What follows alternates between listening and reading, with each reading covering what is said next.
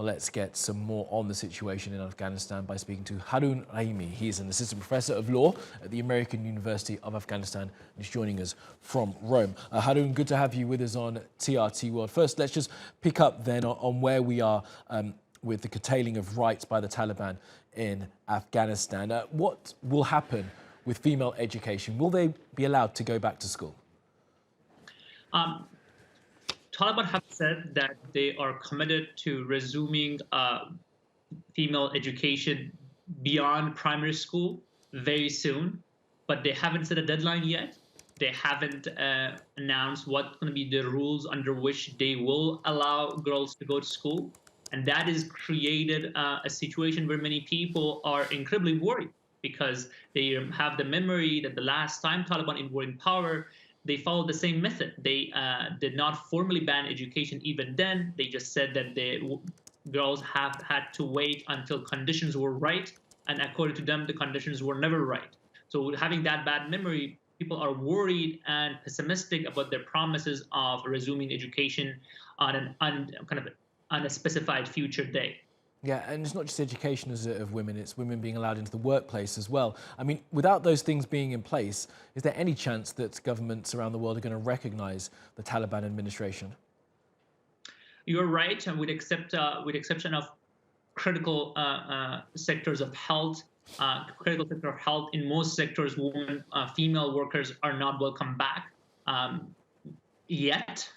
We don't know what's going to happen. With regard to the world international community's reaction to Taliban, it's a very peculiar situation, as the UN Secretary General said. On the one hand, there is a humanitarian crisis that is unfolding, which aid delivery is impeded by the fact that many countries are choosing not to engage with the Taliban, or they have still sanctions or legal restrictions in place for their citizens and entities to engage with the Taliban. On the other hand, many countries are worried that without Taliban delivering on their promises of forming an inclusive government, respecting the fundamental rights of Afghans, they will be losing whatever leverage they have very early on if they were to fully recognize the Taliban government or release funds immediately. What do we know, Haroun, about the way that the Taliban is made up at the moment? Because, of course, we're hearing a lot of rhetoric from the leadership, which doesn't seem to be carried out by the rank and file fighters, the younger generation of Taliban. How much of a disconnect is there between those that are in power, the Baradars, etc., and those that are on the streets? I mean, there is concern that Taliban forces lack discipline. And I think Taliban have admitted so much. As much. They often explain some incidents of abuse of population, as you said, violation of some of the policies that were pronounced by the leadership of the group, by talking about the fact that they are still looking to enforce discipline on their forces. You have to realize that it was a very much distributed movement. It was very decentralized. And as long as they had a simple objective of causing the state to collapse, that did not pose too much problem. But now that they are going to have to make hard choices as the government, their loyalty of their fighters, the discipline of their forces are being very badly tested. And there are examples where violations do occur, and Taliban do admit as much themselves. And finally then, Haroun, let's talk about the humanitarian aid assistance that's due to come into the country. More than $1 billion promised a week or so ago, more aid being promised every couple of days, it seems now. How is that aid going to be distributed? Are the international community happy that going through Taliban channels or NGOs, the money will get to where it needs to go? I mean, that is the main concern.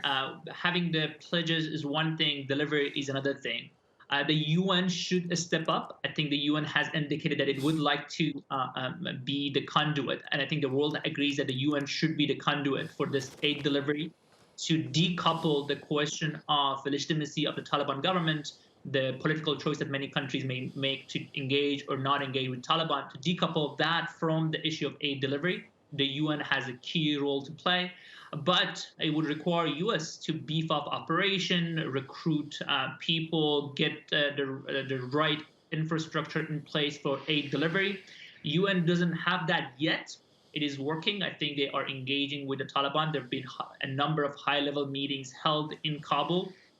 And I think many major international players, including Turkey, including China, including many other countries in the region and the world, are advocating, for example, Germany, that the aid should not be hampered, that the world should not punish ordinary Afghans and hold them hostage for some of the other political goals they may have.